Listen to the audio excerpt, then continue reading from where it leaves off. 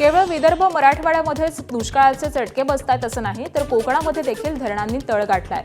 रायगडच्या अलिबाग तालुक्यामधील उमटे धरणाची पाणी पातळी ही तळाला गेली आहे। त्यामुळे धरण क्षेत्रामधील 47 गावं आणि 33 आदिवासी वाड्यांवरती भीषण पाणी टंचाईचं संकट ओढवलंय। उन्हाळ्याच्या शेवटच्या टप्प्यामध्ये गावकऱ्यांच्या घशाला कोरड पडल्यामुळे पाणी प्रश्न ऐरणीवर आलाय।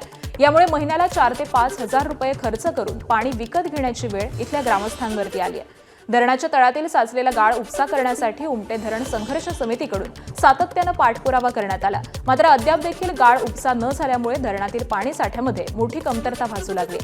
तापमान प्रचंड वाढलेलं असून उन्हाचे चटके हे असह्य होत आहेत। धरणांमधील पाणी पातळीमध्ये देखील कमी पातळी झाल्यामुळे ग्रामीण भागासह शहरामध्ये देखील तीव्र पाणी टंचाई भासते।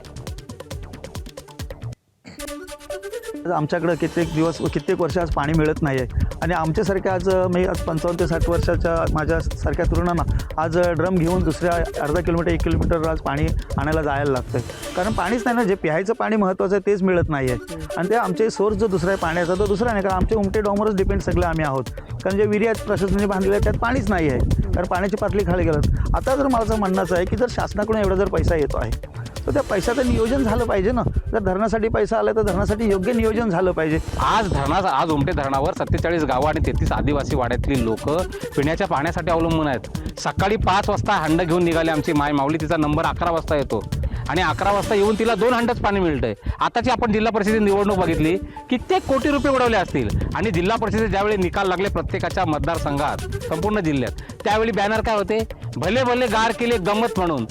अरे मग आता भले भले गार करूया ना सामाजिक काम म्हणून, धरणाचा गाळ काढूया सामाजिक काम म्हणून। नुसते भले भल्यांना गार करून उपयोग काय आहे? एबीपी माझा, उघडा डोळे बघा नीट।